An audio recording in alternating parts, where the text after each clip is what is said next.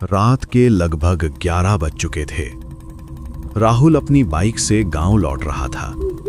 पूरा रास्ता लगभग सुनसान पड़ा था। दूर दूर तक न कोई इंसान न कोई गाड़ी, सिर्फ सड़क और उसके ऊपर चलती ठंडी हवा। मोबाइल की बैटरी भी खत्म होने वाली थी। स्क्रीन बार बार हल्की सी चमक रही थी, जैसे किसी भी पल बंद हो जाएगी।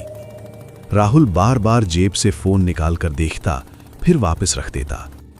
उसे जल्दी थी, बस किसी तरह गांव पहुंचना चाहता था। ठंडी हवा उसके चेहरे से टकरा रही थी और उसकी आंखें हल्की सिकुड़ गई थीं। उसके हाथ हैंडल को कसकर पकड़े हुए थे और दिमाग में बस एक ही बात चल रही थी कि जल्दी से जल्दी ये रास्ता खत्म हो। उसने धीरे से खुद से कहा, बस थोड़ा और, गांव बस 10 से 12 किलोमीटर ही दूर होगा। लेकिन तभी अचानक उसकी बाइक झटके से बंद हो गई। इंजन की आवाज एकदम से गायब हो गई और आसपास का सन्नाटा और गहरा लगने लगा। राहुल कुछ सेकंड तक वहीं बैठा रह गया, जैसे समझ ही नहीं पाया कि हुआ क्या है। अरे यार, अब ये क्या हो गया? फिर उसने जल्दी से बाइक साइड में लगाई और स्टार्ट करने की कोशिश की। 1 बार, 2 बार, 3 बार, लेकिन बाइक स्टार्ट नहीं हुई। अब उसके चेहरे पर हल्की बेचैनी साफ दिख रही थी। उसने गर्दन घुमाकर चारों तरफ देखा, लेकिन वहां सिर्फ अंधेरा था और कुछ नहीं, सिर्फ ठंडी हवा और खाली सड़क। तभी उसे दूर कहीं एक हल्की सी पीली रोशनी दिखाई दी। पहले उसने सोचा कि शायद ये उसकी आंखों का धोखा है, लेकिन जब उसने ध्यान से देखा तो रोशनी वहीं थी, धीमी, स्थिर और अजीब तरह से शांत। उसके अंदर थोड़ी राहत आई। शायद कोई ढाबा या सराय होगी, वहीं से मदद मिल जाएगी। और धीरे धीरे उस रोशनी की तरफ बढ़ने लगा। चलते समय उसके कदमों की आवाज खुद उसे सुनाई दे रही थी। इतना सन्नाटा था वहां, जैसे पूरी जगह खाली हो, जैसे वहां कोई आता जाता ही नहीं। कुछ देर चलने के बाद वो उस जगह पहुंच गया। वहां एक पुरानी सी सराय खड़ी थी। दीवारें पुरानी और जर्जर थीं। कई जगहों से पपड़ी उतर चुकी थी।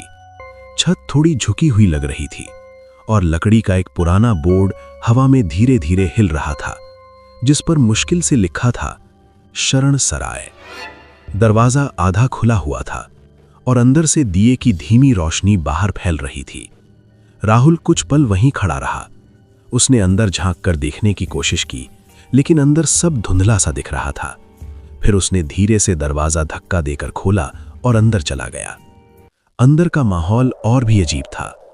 पुरानी लकड़ी की मेजें जिन पर धूल जमी हुई थीं, दीवारों पर फटे हुए पर्दे जो हवा में हल्के हल्के हिल रहे थे, और पूरे कमरे में एक अजीब सी गंध फैली हुई थी, जैसे बहुत समय से वहां कोई नहीं आया हो या फिर बहुत कुछ हुआ हो वहां। कमरे के कोने में एक बूढ़ा आदमी बैठा था। उसकी नजर सीधे राहुल पर थी, बिल्कुल स्थिर, बिना पलक झपकाए, जैसे वो पहले से जानता हो कि कोई आने वाला है। राहुल थोड़ा असहज महसूस करने लगा, लेकिन फिर भी उसने अपनी परेशानी बताई। कौन हो बेटा? इतनी रात में यहाँ कैसे? मेरी बाइक खराब हो गई है, क्या मैं रात यहीं रुक सकता हूँ? बूढ़ा कुछ देर तक उसे घूरता रहा, फिर धीरे से सिर हिलाया और उसे रुकने की इजाजत दे दी। रुक सकते हो, लेकिन एक बात याद रखना। क्या? आधी रात के बाद इस सराय के पीछे मत जाना, चाहे कुछ भी सुनाई दे। ठीक है बाबा, मैं कहीं नहीं जाऊंगा। लेकिन साथ ही एक चेतावनी भी दी कि आधी रात के बाद सराय के पीछे बिल्कुल न जाए, चाहे कुछ भी सुनाई दे। उसकी आवाज में कुछ अलग था, जैसे वो सिर्फ कह नहीं रहा था, बल्कि चेतावनी दे रहा था। राहुल ने उस बात को हल्के में लिया। शायद बस डराने के लिए कह रहा है। उसे बस आराम चाहिए था। बूढ़े ने उसे एक कमरा दिखाया। कमरा छोटा था।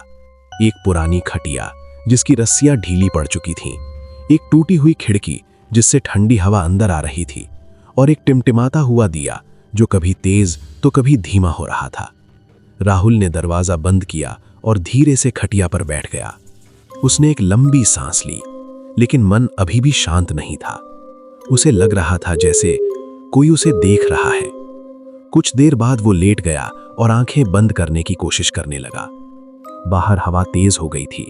खिड़की से लगातार आवाजें आ रही थीं, कभी खड़खड़ाहट, कभी सरसराहट और कभी जैसे कोई धीरे धीरे चल रहा हो। राहुल ने खुद को समझाने की कोशिश की कि ये सब सिर्फ हवा की वजह से है, लेकिन दिल मान नहीं रहा था।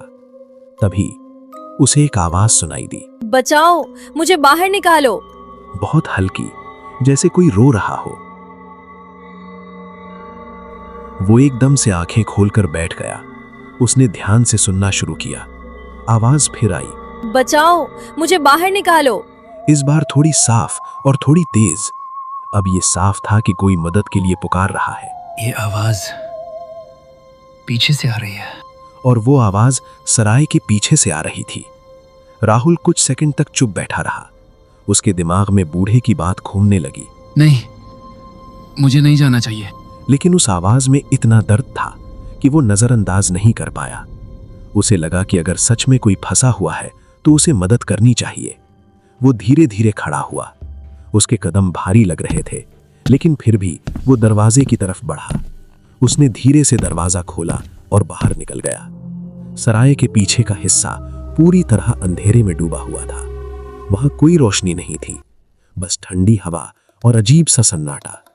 थोड़ा आगे जाने पर उसे एक पुराना कुआं दिखाई दिया और उसी के पास से वो आवाज आ रही थी, बचाओ, मुझे बाहर निकालो। राहुल धीरे धीरे आगे बढ़ा। उसका दिल तेजी से धड़क रहा था, जैसे हर कदम के साथ डर बढ़ता जा रहा हो। वो कुएं के बिल्कुल पास पहुंच गया और धीरे से अंदर झांका। कौन है वहां? कौन है? अंदर सिर्फ अंधेरा था, गहरा घुप अंधेरा। कुछ सेकंड तक कुछ नहीं हुआ। फिर अचानक दो चमकती हुई आंखें दिखाई दी। राहुल का शरीर सिहर उठा और उसी पल एक ठंडी हंसी गूंजी। वो पीछे हटना चाहता था, लेकिन उसके पैर जैसे जड़ हो गए थे। कुएं के अंदर से एक काली आकृति धीरे धीरे बाहर आने लगी। पहले उसका सिर, फिर उसके हाथ और फिर पूरा शरीर। उसका चेहरा इंसान जैसा था, लेकिन आंखें पूरी तरह काली और उसकी मुस्कान अजीब और डरावनी। वो सीधे राहुल की तरफ देख रही थी और धीरे धीरे उसकी ओर बढ़ रही थी। हवा अचानक और ठंडी हो गई और पूरा माहौल भारी लगने लगा, जैसे सांस लेना भी मुश्किल हो। राहुल चिल्लाना चाहता था, कौन हो तुम? तुम भी आ गए जैसे बाकी सब आए थे। नहीं, पास मत आना। मैं भी कभी यहाँ फंसी थी और अब मैं अकेली नहीं रहना चाहती। और तभी अचानक वो आकृति तेजी से उसकी ओर झुकी। उसी पल पीछे से एक जोर की आवाज आई, रुक जा। और सब कुछ कांपने लगा। नहीं, इसे मत ले जाओ। कुछ ही सेकंड में वो आकृति वापस अंधेरे में खिंच गई। चारों तरफ फिर से सन्नाटा छा गया। मैंने चेतावनी दी थी, ये सराय उन लोगों के लिए जाल है जो दूसरों की आवाज सुनकर खुद को भूल जाते हैं। राहुल जमीन पर गिर पड़ा। उसकी सांस तेज चल रही थी और आंखों के सामने सब धुंधला हो रहा था। और फिर वो बेहोश हो गया। जब सुबह उसकी आंख खुली, वो सड़क के किनारे पड़ा था। चारों तरफ वही रास्ता था, लेकिन वहां कोई सराय नहीं थी, कोई बूढ़ा नहीं था, बस एक पुराना टूटा हुआ कुआं। राहुल घबरा कर उठ खड़ा हुआ। उसने एक बार पीछे मुड़कर देखा और फिर बिना रुके तेजी से गांव की तरफ भाग गया। उस दिन के बाद उसने कभी रात में अकेले सफर नहीं किया और धीरे धीरे गांव में एक कहानी फैल गई। आधी रात की सराय, जो हर किसी को दिखाई नहीं देती, वो सिर्फ उन्हें दिखती है जिन्हें वो बुलाना चाहती है।